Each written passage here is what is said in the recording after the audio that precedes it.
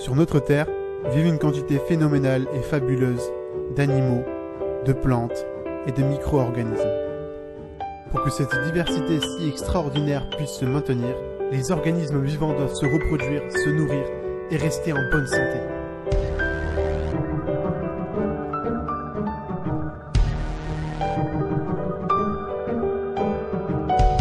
Ainsi, ils doivent alors interagir les uns avec les autres, mais aussi avec leur environnement physique et chimique. Pour cela, ils possèdent un ensemble de caractéristiques morphologiques, physiologiques et comportementales qui identifient le groupe auquel ils appartiennent. L'ensemble des êtres vivants, de leurs conditions de vie et de leurs interactions se réunit sous un terme magique, la nature.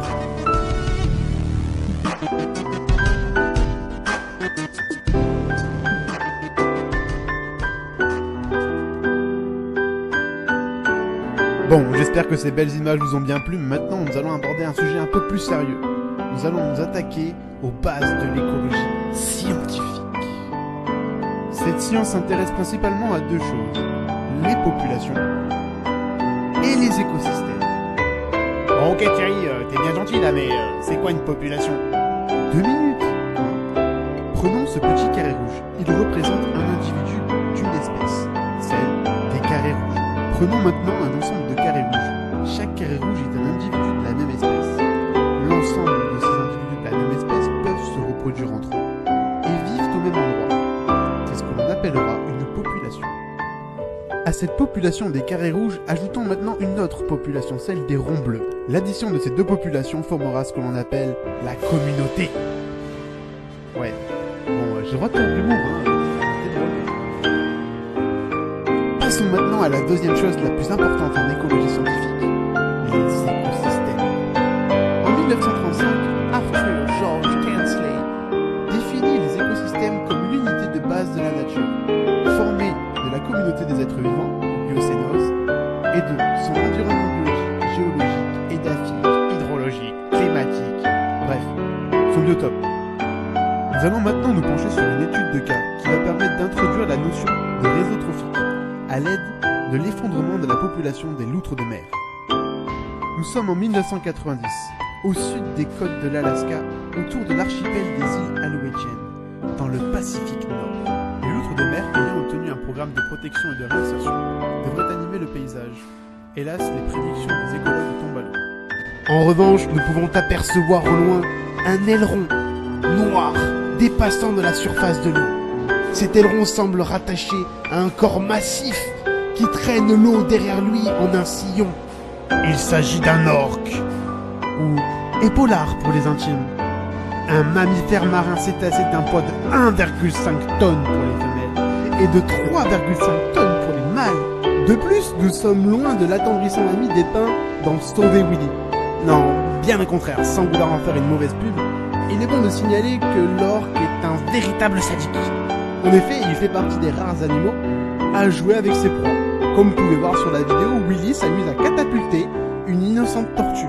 Oui, je suis une tortue volante! Revenons à nos loutres. Pourquoi je vous parle d'orques? Alors que les orques, en temps normal, ça mange des phoques. C'est quoi le rapport? Genre, un orque ça va pas se mettre à manger de maigrichonnes petites loutres, non? Si? Peut-être? Ah, mais pourquoi? Je pense que l'on pourrait poser la question à Homo sapiens. Mais oui, vous savez, les humains quoi.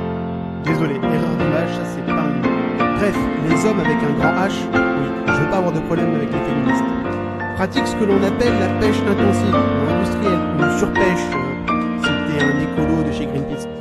De cette pratique dévastatrice, on a résulté un manque cruel de poissons à se mettre sous la dent pour les phoques, ce qui a engendré une diminution de leur population. Ainsi, les orques se sont alors tournés vers les loutres. Mais comme une loutre c'est moins gros qu'un phoque, il faut donc en manger plus. D'où l'effondrement de la population des loutres, malgré leur réinsertion. Mais comme un problème n'arrive jamais seul, les écologues ont constaté une énorme augmentation de la population des oursins. Alors oui, les mangeurs d'échinodermes en seront ravis. Mais Kennedy! Le problème des oursins est que pour s'installer sur le sol au fond de l'océan, il faut qu'ils coupent un kelp.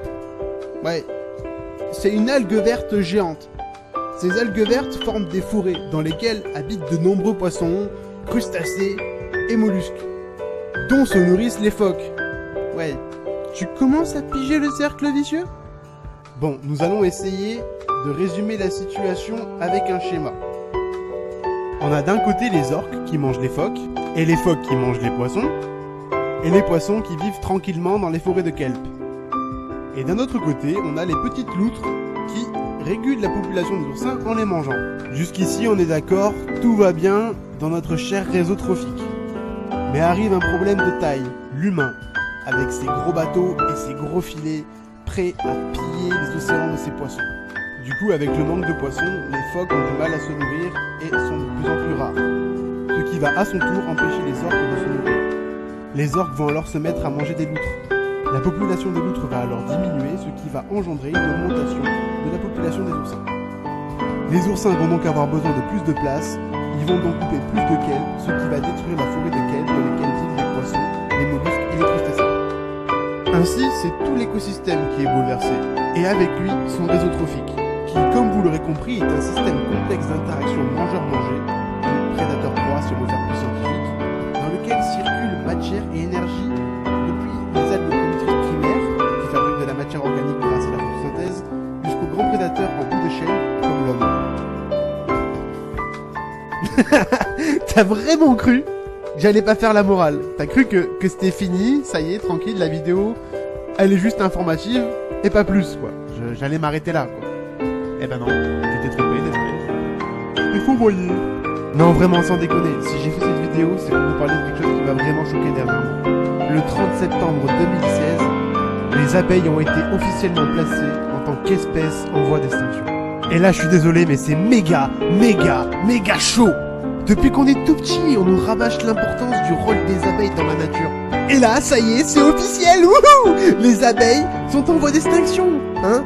Mais grâce à qui? Ben grâce à nous, comme d'hab. Après, c'est pas que la faute des insecticides. Non, ça serait trop facile. Il y a également la déforestation, la pollution de l'air, le manque de ressources et le manque de place, les infections parasitaires, les espèces invasives, le réchauffement climatique et les réseaux 4G. Et la plupart des gens s'en foutent complètement. Alors que les conséquences sont dramatiques. Et je pèse mes mots. Les abeilles sont ce que l'on appelle des pollinisateurs. Ils permettent à 80% des espèces végétales présentes sur Terre de se reproduire. Essayez juste 5 minutes d'imaginer l'impact de la disparition des abeilles sur le réseau trophique.